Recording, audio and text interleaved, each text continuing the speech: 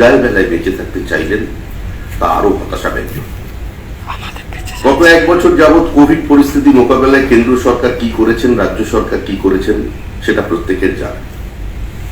দুদিন আগে পর্যন্ত 13 কোটি বেশি মানুষকে সম্পূর্ণ বিনামূল্যে ভ্যাকসিনেট করা হয়েছে ভারতবর্ষে, যেটা বিশ্বের সামনে একটা নজির। আন্তর্জাতিক আঙিনায় প্রত্যেকে এই পদক্ষেপকে স্বাগত জানিয়েছেন। কোভিড ভ্যাকসিন ম্যানুফ্যাকচারিং এর ক্ষেত্রে ইন্টেলেকচুয়াল প্রপার্টি রাইট একটা বড় বিষয়।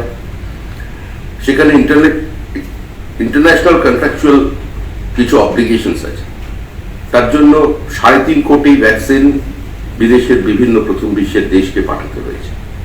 আমাদের প্রতিবেশী রাষ্ট্র যেগুলো আছে ভারত এর পাশে, বাংলাদেশ, পাকিস্তান, শ্রীলঙ্কা, ভুটান, নেপাল, তাদেরও 1,05,00,000 ভ্যাকসিন আমরা সহযোগিতার হিসাবে পাঠিয়েছি। কিন্তু মানুষের মনের মধ্যে বিভ্রান্তি এবং আতঙ্ক তৈরি করার চেষ্টা হলো শুরু থেকেই।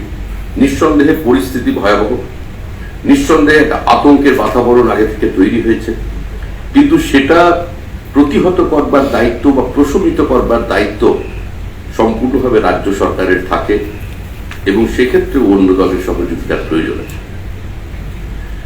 যেভাবে মানুষকে বলা হলো যে 64% ভ্যাকসিন বিদেশে পাঠিয়ে দেওয়া হয়েছে, মোদি মেড করোনা, আজকে তাতে পশ্চিমবঙ্গের কতটা সুরাহ হলো আমার জানা নেই। এই সরকার গত এক বছরে কোভিড পরিস্থিতি মোকাবেলার জন্য কি পদক্ষেপ নিয়েছেন এবং কেন্দ্রীয় সরকার কি করেছেন প্রত্যেকের জানা।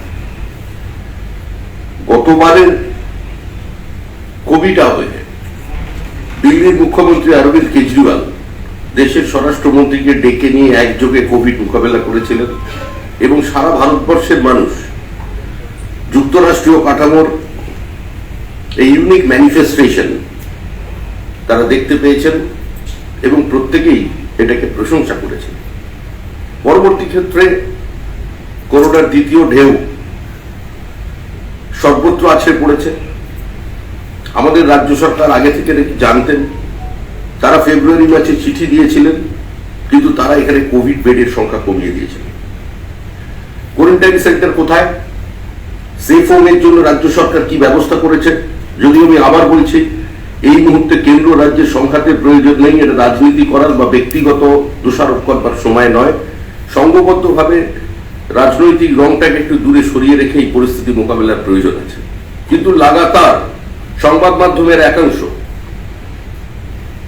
মাধ্যমের একাংশ এবং শাসক দল পরিকল্পিতভাবে যেভাবে সম্পূর্ণ বিষয়টাকে কেন্দ্র সরকারের কোর্টে ঠেলতে চাইছেন, কারণে অকারণে প্রধানমন্ত্রীকে আক্রমণ করছেন, স্বরাষ্ট্রমন্ত্রীকে আক্রমণ করছেন। তারা বলে চলেছেন বাইরে থেকে লোক এনে পশ্চিমবঙ্গে কোভিড ছড়িয়ে দেওয়া হবে।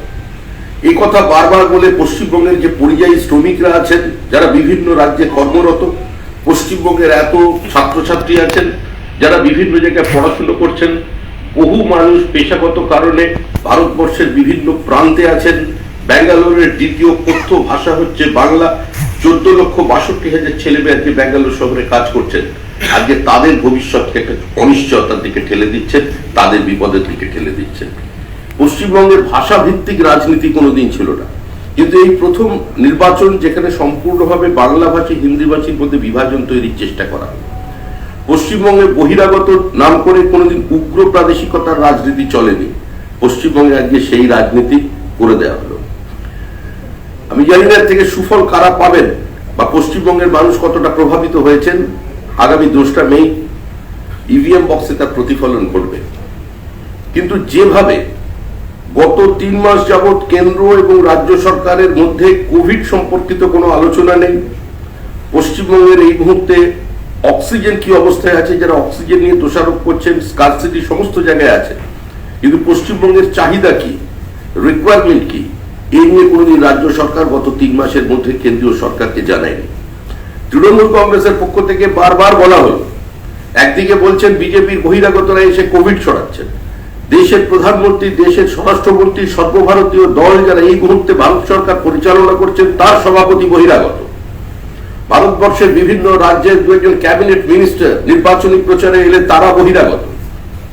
আর একদিকে সমান্তরালভাবে তৃণমূল কংগ্রেসে বলে যাওয়া হলো যে বিজেপির মিটিং এ লোক হচ্ছে না, বাইরে থেকে অন্য জায়গা থেকে লোক নিয়ে আসা হচ্ছে। জেপি নাড্ডার মিটিং সম্পূর্ণ খালি, ক্ষুব্ধ জেপি নাড্ডা। টিভির ক্যামেরায় আপনারা দেখতে পাচ্ছেন প্লাস্টিকের চেয়ার, খালি চেয়ার। অমিত শাহ মিটিং এ প্লাস্টিকের খালি চেয়ার। তাহলে কি কোভিড ছড়ানোর সবচেয়ে বড় মাধ্যম হচ্ছে প্লাস্টিকের চেয়ার? আমার মনে হয় বিজ্ঞানীরা বা বাংলা চিকিৎসকরা বা দেশের অন্যান্য প্রান্তের মানুষ এটা নিয়ে পরে চিন্তা ভাবনা করবে। একটি রায়কে কেন্দ্র করে প্রথম কথা হলো মিসকোট করা হলো। মুখ্যমন্ত্রী 3 দিন আগে বিজেপি সম্পর্কে বলতে গিয়ে, কেন্দ্রীয় বাহিনী সম্পর্কে বলতে গিয়ে রেফারেন্স নিয়ে এলেন কলকাতা হাইকোর্টে। কলকাতা হাইকোর্টের মুখে শব্দবন্ধের মধ্যে তৃণমূলের নিজস্ব বক্তব্য বসিয়ে দেওয়া। এবং সাম্প্রতিককালে যেটা সবচেয়ে বড় চর্চার বিষয় হচ্ছে মাদ্রাজ হাইকোর্টের রায়। আমরা মহামান্য আদালতের প্রতি সম্পূর্ণ শ্রদ্ধা পোষণ করেই বলছি, বিষয়টি এই মুহূর্তে মানুষের সবচেয়ে বড় প্রয়োজন হচ্ছে তার জীবন বাঁচানো। পশ্চিমবঙ্গের ক্ষেত্রে প্রত্যেকটি মানুষ চাইছেন, সারা দেশের মানুষ চাইছেন নিজে বাঁচতে, পরিজনকে বাঁচাতে, প্রিয়জনকে বাঁচাতে। কিন্তু তার সঙ্গে সঙ্গে মানুষ কিন্তু পশ্চিমবঙ্গের গণতন্ত্র বাঁচাতেও যথেষ্ট উদ্যোগী। আজকে এই মুহূর্তে একটা টিভি চ্যানেলের ক্যামেরায় এখনো পর্যন্ত দেখা যায়নি যে কোনো মানুষ এসে অভিযোগ করছে তার সামনে যে আমরা নির্বাচন কেন্দ্রে গেছি, আমাদের ভোট হয়ে গেছে, আমরা ভোট দিতে পারি। ভোট না দিতে পারার অভিযোগ গত লোকসভা নির্বাচনেও ছিল। সেখানে ভোট দিতে চেয়ে বহু জায়গার মহিলারা বিক্ষোভ দেখিয়েছেন পুলিশের সামনে, তারা ব্যারিকেড তৈরি করেছেন। কিন্তু সাম্প্রতিককালে 4 দশকের মধ্যে এটা প্রথম নির্বাচন যে নির্বাচনে দাঁড়িয়ে কোনো মানুষ ভোট দিতে পারেনি, আমাদের গ্রাম অবরুদ্ধ করে দেওয়া হয়েছে, ভোট কেন্দ্রে পৌঁছতে পারেনি, এই কথা কেউ বলে না। এর জন্য নিঃসন্দেহে আমাদের নির্বাচন কমিশন অভিনন্দন।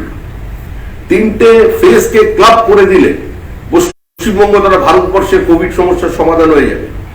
এই যে তত্ত্ব নিয়ে আসা হচ্ছে মাদ্রাজ হাইকোর্টের রায়ের সঙ্গে, তৃণমূলের নেতারা বলে যাচ্ছেন।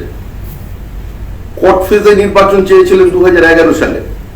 মুকুল রায়ের দাবিপত্র এখনো জমা আছে, তার কাছেও আছে, সম্ভবত নির্বাচন কমিশনও রেখে দিয়েছেন।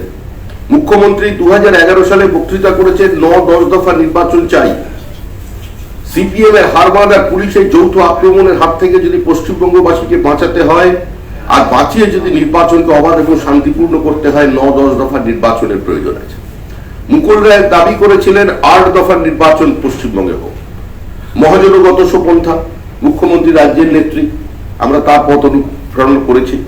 আমরা নির্বাচন কমিশনকে বলেছিলাম ক দফায় আপনারা নির্বাচন করবেন সেটা আমাদের বিবেচ্য বিষয় নয়, এটা আমাদের হাম্বল সাবমিশন যেন পশ্চিমবঙ্গের মানুষ ভোট দিতে চাইছেন, ভোট কেন্দ্রে পৌঁছতে চাইছেন, নিজেরা পৌঁছতে চাইছেন, এই ব্যবস্থাটুকু নির্বাচন কমিশন করুক।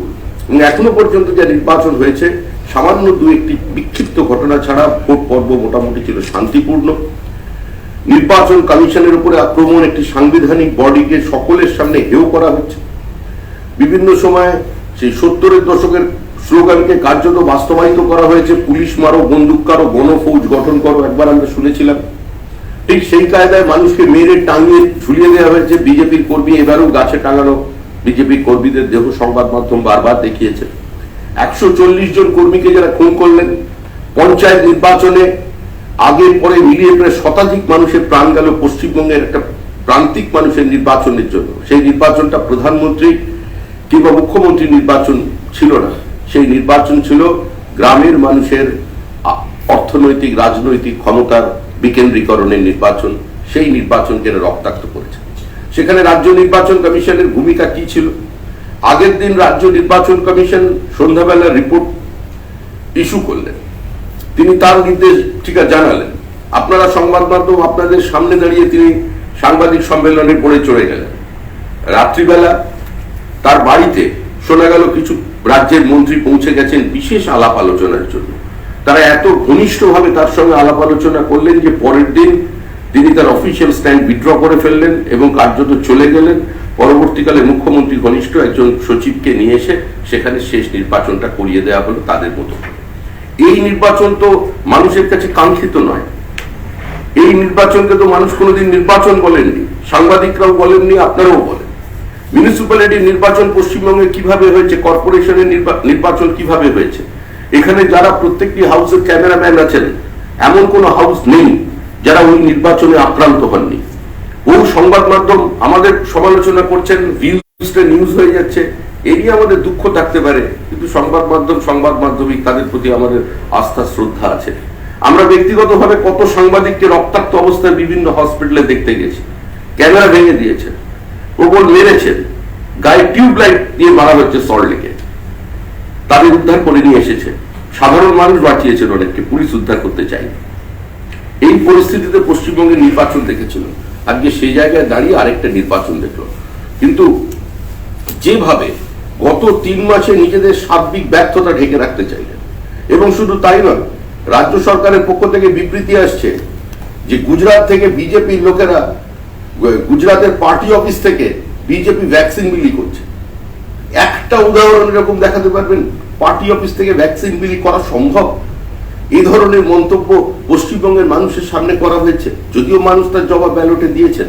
যখন প্রথম ভ্যাকসিন এলো, মুখ্যমন্ত্রী যদি সেই দিন নিজে ভ্যাকসিন নিয়ে মানুষের সামনে আহ্বান জানাতে পারতেন, তাহলে প্রথমে যারা ভ্যাকসিন নেবার কথা ছিল, যখন 21 লক্ষের বেশি ভ্যাকসিন আমাদের কাছে মজুদ ছিল, 60-65 ঊর্ধ্ব এবং 45 ঊর্ধ্ব কোমরবিডিটি পেশেন্ট যদি সেদিন ভ্যাকসিন নিতেন, আজকে পরবর্তীকালে যে হুড়োহুড়ি লেগেছে বিভিন্ন স্বাস্থ্য কেন্দ্রে, বিভিন্ন হসপিটালে, কার্যত হয়তো এটা আমরা পুরোটা না এড়ালেও অনেকটা এড়িয়ে যেতে পারতাম।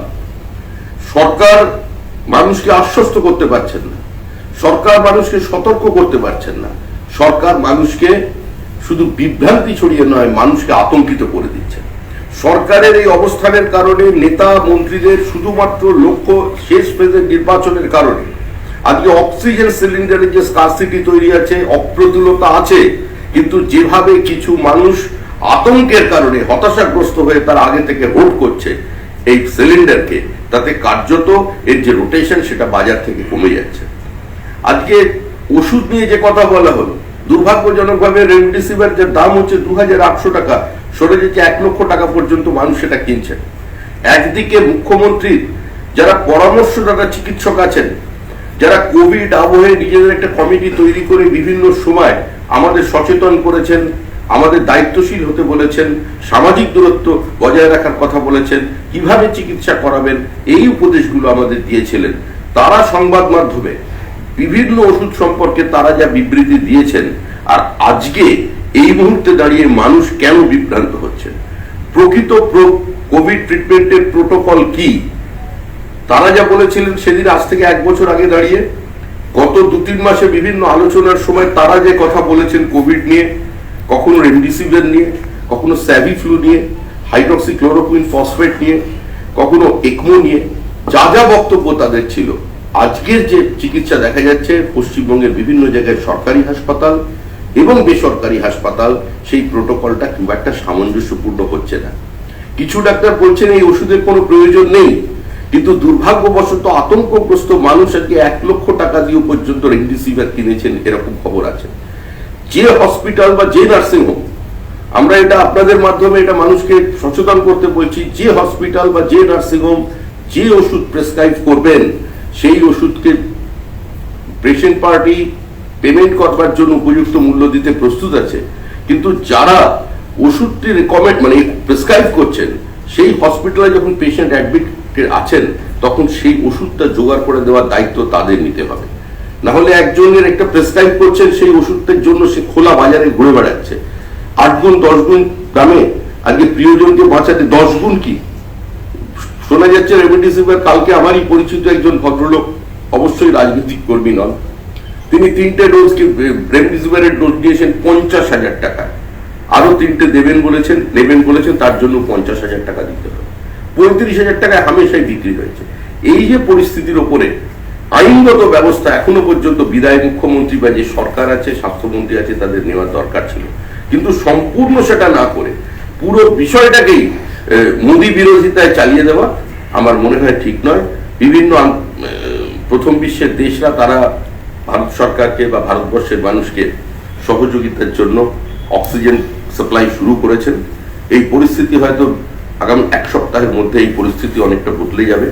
সংঘবদ্ধভাবে আমরা এই পরিস্থিতির মোকাবেলা করতে পারবো। আমি আবার বলছি, এতগুলো কথা বলার আমাদের দলের পক্ষ থেকে কোনো ইচ্ছা নেই, কিন্তু মাদ্রাজ হাইকোর্টের যে রায়, যেটাকে কেন্দ্র করে চরম বিতর্ক তৈরি হলো, এবং এমন বলা হলো পরিস্থিতিটা তৈরি হলো গতকালকে নির্বাচনের প্রাক মুহূর্তে চলাকালীন, যে মনে হলো যেন পশ্চিমবঙ্গের এই নির্বাচনকে নিয়েই তামিলনাড়ু হাইকোর্ট মানে মাদ্রাজ হাইকোর্ট রায় দিচ্ছে। তাদের কবে নির্বাচন হয়ে গেছে, যারা ভোট দিয়েছেন, কাকে ভোট দিয়েছেন হয়তো তারা ভুলে গেছেন, কিন্তু সেই রায়কে কেন্দ্র করে এমনভাবে মানুষের সামনে উপস্থাপিত করা হলো যে ভারতবর্ষে তো বহু জায়গায় নির্বাচন হয়নি, মহারাষ্ট্রে নির্বাচন হয়নি, কর্ণাটকে নির্বাচন হয়নি, ঝাড়খণ্ডে নির্বাচন হয়নি, ব্যাঙ্গালোরে নির্বাচন হয়নি, উত্তরপ্রদেশে নির্বাচন হয়নি। সম্পূর্ণ দায়টা যেভাবে বলা হলো, যদিও আইনগতভাবে নির্বাচন একবার শুরু হয়ে যাবার পরে সংবিধান কোনো মহামান্য আদালতকে কোনো ব্যবস্থা নেবার অধিকার ভারতের সংবিধান দেয়নি, তা সত্ত্বেও কার্যত একটা পলিটিক্যাল স্টেটমেন্টের মতো আজকে তাদের অবজারভেশনটা, মানে পাসিং রিমার্ক, এটা হয়তো পাতায় কোনোদিন লেখা থাকবে না, রিটেন অর্ডারও হবে না, কিন্তু নির্বাচনের সঙ্গে এটা কাকতালীয় হতে পারে। এটাকে সুপরিকল্পিতভাবে কাজে লাগিয়ে যেভাবে প্রচার করার একটা প্রচেষ্টা চলেছে, আমার মনে হয় বাংলার রাজনীতি সচেতন মানুষ সেটার বিরুদ্ধে রায় দেবে। শ্রমিকরা অ্যাপেক্স কোড বলছে ভ্যাকসিনের কেন আলাদা দাম হবে, কেন্দ্র কি করছে, ড্রাগ কন্ট্রোল আইনে কেন দাম কমাতে ব্যবস্থা নিচ্ছে না কেন্দ্রীয় সরকার, এটা সুপ্রিম কোর্ট বলছে। সুপ্রিম কোর্ট বলেছে, তার উত্তর সুপ্রিম কোর্ট দেবে। আমি একটা রাজনৈতিক দলের কর্মী, যে দল ভারত সরকার পরিচালনা করছে, কিন্তু আমি সরকার নই, সরকারের নিজস্ব মেকানিজম আছে, মোডাস অপারেন্ডি আছে, তারা এটা বিচার করবে। তবে এইটুকুনি খোলা অবস্থায় এটুকুনি বলা যায় যে এইভাবে বিশেষ পরিস্থিতিতে যখন বিশ্বের প্রায় 10 থেকে 12টা কোম্পানি ভ্যান করছে নিজেদের মধ্যে, সেখানে অনেক আন্তর্জাতিক আইনের বাধ্যবাধকতা আছে, কন্ট্রাকচুয়াল অব্লিগেশনস আছে, সমস্ত কিছু একটা রাষ্ট্র পুরো নিজের মতো করে নিজের আইন দিয়ে আন্তর্জাতিক ক্ষেত্রকে প্রভাবিত করতে পারে না। গতকাল চেন্নাই হাইকোর্ট বিজেপি কার্যত কমিশনকে রক্ষা করবার জন্য মানে তার ঢাল হিসেবে দাঁড়িয়ে থাকে, যেটা এবং কমিশনের কে যে অযথাকে আঘাত করা হচ্ছে বা কমিশনের মাত্রা হস্তক্ষেপ করা হচ্ছে, প্রকারান্তরে এই মন্তব্যই বিজেপি করেছে, দাবি বিজেপি করেছে, বিজেপি সংবিধান শেষ করে। কিন্তু আজকে সুপ্রিম কোর্ট সরাসরি বলেছে জাতীয় সংকট চলছে, এই পরিস্থিতিতে সুপ্রিম কোর্ট বা কোনো আদালত চুপ করে বসে থাকতে পারে না, তাকে হস্তক্ষেপ করতেই হবে। এবং শুধু এই কথা নয়, বিভিন্ন রাজ্য এবং কেন্দ্রকে হলফনামা দিয়ে বিভিন্ন বিষয়ে তাদের অবস্থান পরিষ্কার করতে বলেছে। এই যে সুপ্রিম কোর্টের হস্তক্ষেপ, তার গতকাল যে চেন্নাই হাইকোর্ট নিয়ে যে আপত্তি বা যেটা উঠেছিল, সেটা কিন্তু সুপ্রিম কোর্ট আজকে কার্যত খারিজ করে বলছে জাতীয় পরিকল্পনা কি, এটাই সুপ্রিম কোর্ট ওটা সম্পূর্ণ ভিন্ন ইস্যু। কালকে মাদ্রাজ হাইকোর্টের তাদের একটা অবজারভেশন বা রিমার্ক, আর আজকে সুপ্রিম কোর্টের যে বক্তব্য, দুটো এক জিনিস নয়। উলুবেড়িয়া পরের স্টেশনটার নাম সাইবেরিয়া নয়। গতকাল যে অবজারভেশন ছিল, যে ভাষায় কথা বলা হয়েছে, এই তাদের জুরিসডিকশনে এটা পড়ে না। সংবিধানের অধীনেই সমস্ত কিছু চলছে, সংবিধান তাদের সেই অধিকার দেয়নি, কোনো কোর্টকেই দেয়নি। নির্বাচন শুরু হয়ে যাবার পর এই কাজ করার কোনো কোর্টকেই দেয়নি। বিশেষ পরিস্থিতিতে কেউ নীরব দর্শক থাকবেন না। সংবিধানের ব্যাখ্যাকর্তা এবং রক্ষাকর্তা হচ্ছে সুপ্রিম কোর্ট, তারা ইন্টারপ্রিট করবেন, তারা তাদের কাজ করবেন।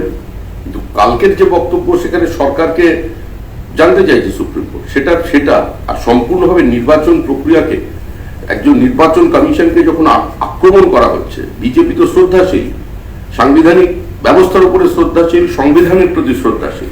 বিজেপি সাংবিধানিক যে সমস্ত বডিগুলো আছে, তাদের অটোনমি, তাদের মর্যাদা রক্ষা করার জন্য শ্রদ্ধাশীল।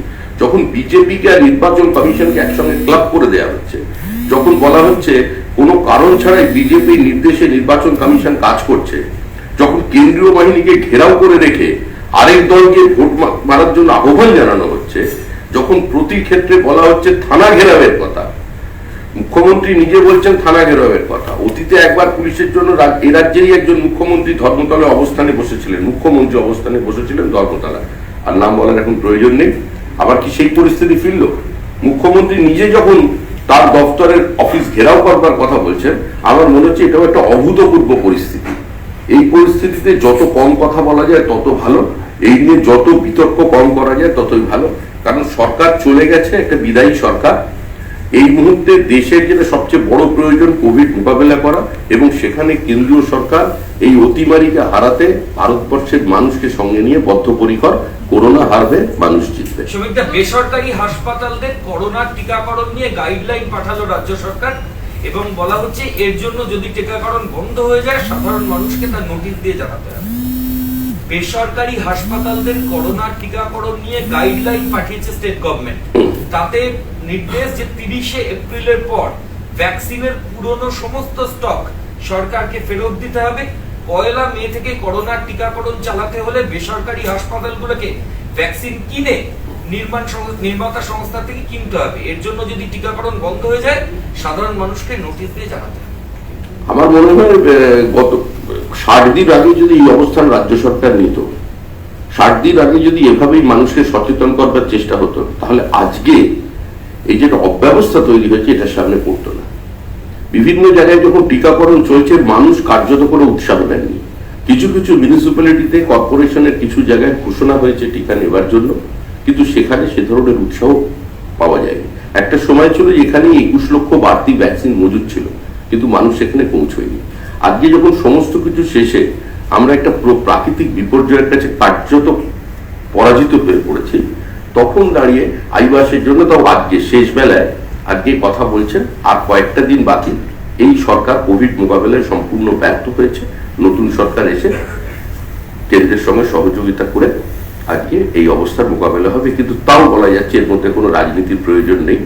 সরকারের এখনো সময় আছে, যে কটা দিন হাতে আছে এই কটা দিনেও কিন্তু বহু মানুষের প্রাণ চলে যাবে, বহু মানুষ চরম বিপর্যয়ের শিকার হবেন। এখনো সরকার রংটা দূরে সরিয়ে রেখে কেন্দ্রের সঙ্গে আলাপ আলোচনা করে সমস্ত রাজনৈতিক দল, সমস্ত এনজিও, ক্লাব সংগঠন, অন্য যারা যেখানে বড় সংগঠন আছেন তাদের সঙ্গে নিয়ে এই পরিস্থিতি মোকাবেলা করুন। কারণ সেফ হোমের প্রয়োজন আছে, কোয়ারেন্টাইন সেন্টারের প্রয়োজন আছে। এইবারের যে সেকেন্ড ওয়েভ যেখানে এসছে, আমরা তো আর বিশেষজ্ঞ নই, কিন্তু আমাদের ইনফরমেশন অনুযায়ী বা চিকিৎসকদের সঙ্গে কথা বলে যেটা মনে হচ্ছে, আগে বাড়িতে একজনের বা দুজন হয়েছিল, কিন্তু এখন দেখা যাচ্ছে বাড়িতে একজনের হলে এটা নাকি গত ফেজের থেকে আরো বেশি ইনফেক্টেড, সবাই ইনফেক্টেড হয়ে পড়ছেন। তাদের মধ্যে একজন এর হয়তো 5 জনের মধ্যে একজনের প্রচন্ড অক্সিজেনের কারণে সংকট তৈরি হচ্ছে। তারা না অক্সিজেন সিলিন্ডার পাচ্ছেন, না তারা গিয়ে জায়গা পাচ্ছেন।